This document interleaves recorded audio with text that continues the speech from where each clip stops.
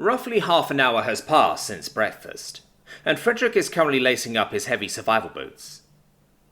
He is back to wearing his overalls under his bright orange cargo pants and repaired jacket, the familiar attire giving him a certain sense of security.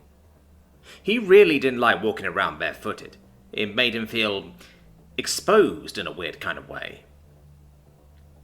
Tugging tightly at the neatly tied loop, he gets up from his kneeling position and turns to Bubbles, lazily lying on his bed, hiding her snout under the pale pink toga he wore.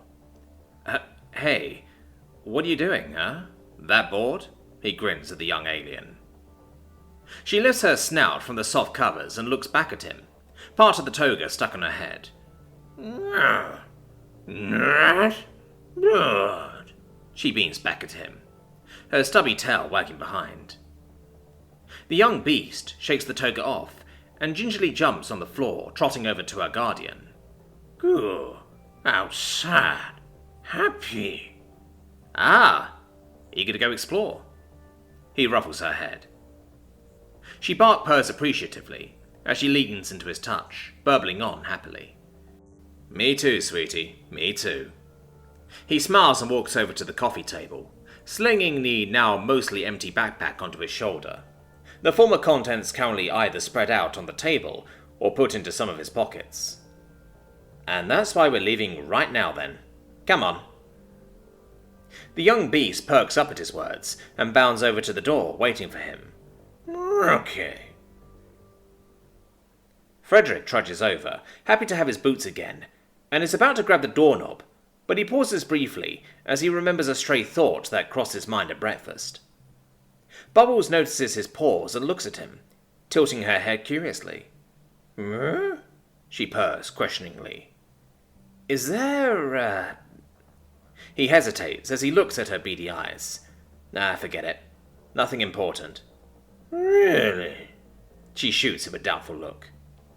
Sure of it, he nods, with a scant smile, opening the door with renewed enthusiasm. Now then, time to finally go and explore the unknown. What do you say? Ah. The two of them leave their room and make their way down the hallway, joining Kiri. The Carowan has been waiting for them near the kitchen, wearing her dark grey cloak, everything below her shoulders covered by it, only the tip of her tail poking out from underneath. She is currently busy fiddling around with something that looks a lot to Frederick like a certain handheld gaming console that came out in the late 1980s, looking mighty concentrated as she interacts with it. He takes the opportunity to take a look at the piece of electronics, curious to see a piece of alien technology up close and personal. It looks just as chunky, and even of similar dimensions as the almost a century-old counterpart from Earth. The only thing missing would be a colourful cartridge sticking out at the top, and those weirdly endearing 8-bit sounds blasting out of it as pixelated characters jump across the screen. Hey, Kiri, we ready? He greets her, poking her upper arm from the side. She jumps in surprise, but quickly brightens up as she notices him and Bubbles, flicking her ears at them in a friendly manner. Ah, you're here. That means we can go, she asks him, putting the device away inside of her cloak. Mm-hmm. Put on other coverings and take a look at thing in bag. He gestures with his backpack. Bubbles bark purrs approvingly, and butts her head against his side, spurring him on. Great, we go then, Kiri happily exclaims, sniggering as she leads the way to the rear exit of the Kir. As they make their way through the living quarters of the vet clinic, Kiri briefly looks back at him over her shoulder, and flashes him a toothy smile. Does your V make good work, yes? Look like nothing happened. Look very good. She points at his jacket. Oh yeah, she do good work. He nods back, his mind already preoccupied with what could possibly be awaiting them outside. She trills as she looks away again, taking a right turn. I like colour. Very pretty. A few moments later, the group arrives at the exit, and Kiri holds the door open for them. Exit here. Go, she grins.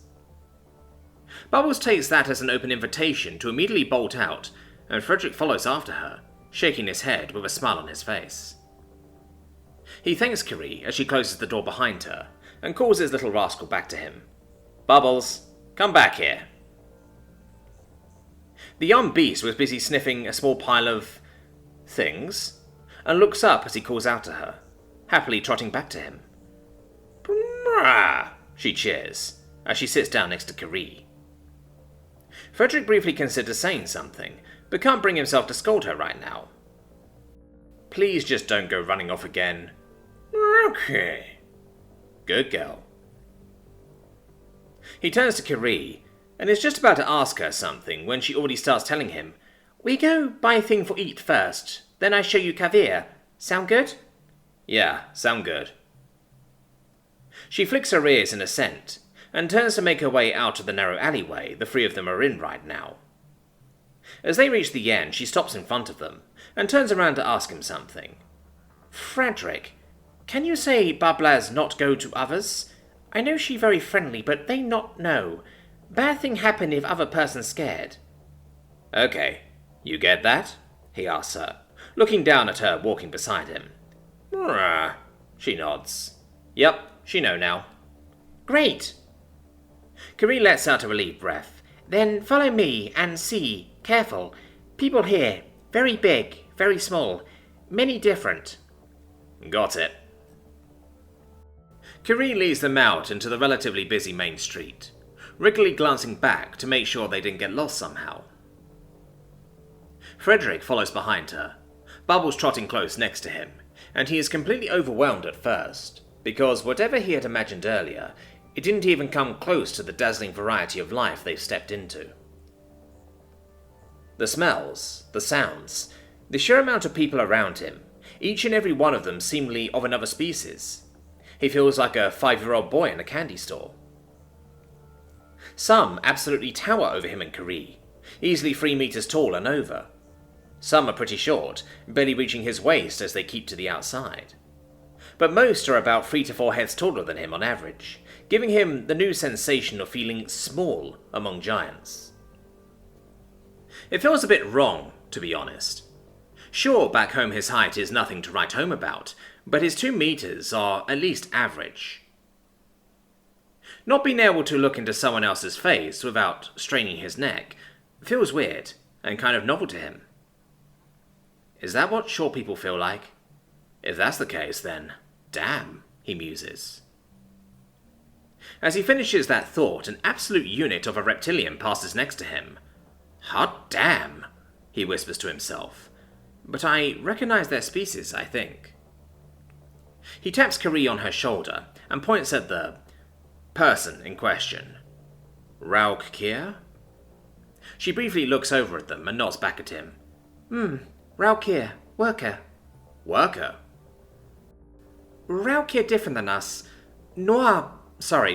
Krogunar," she corrects herself, overemphasizing his name, "is fight person.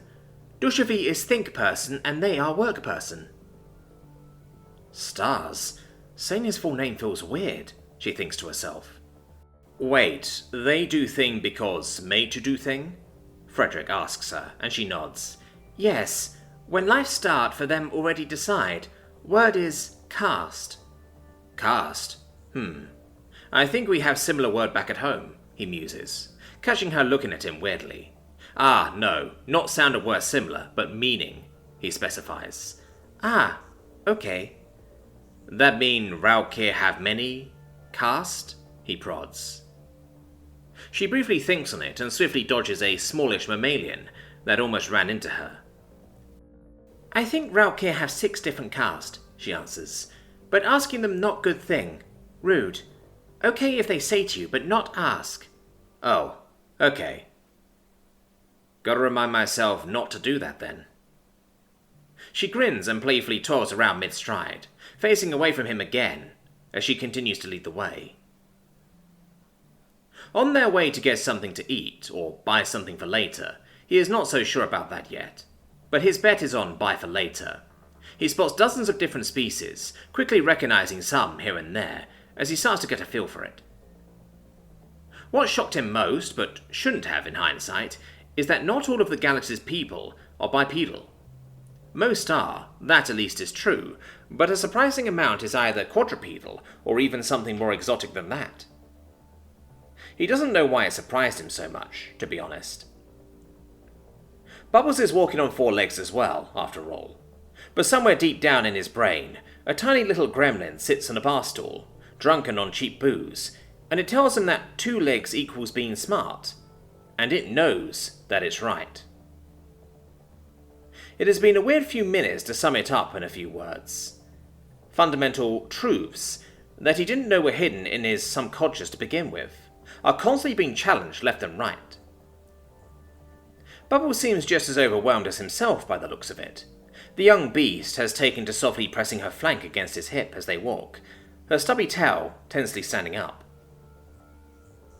A while later, after struggling through the crowd and taking far too many turns for him to remember, the group arrive at a place that reminds Frederick of those fish markets in Hong Kong, where you have to turn up in the most unholy of times to be able to buy something.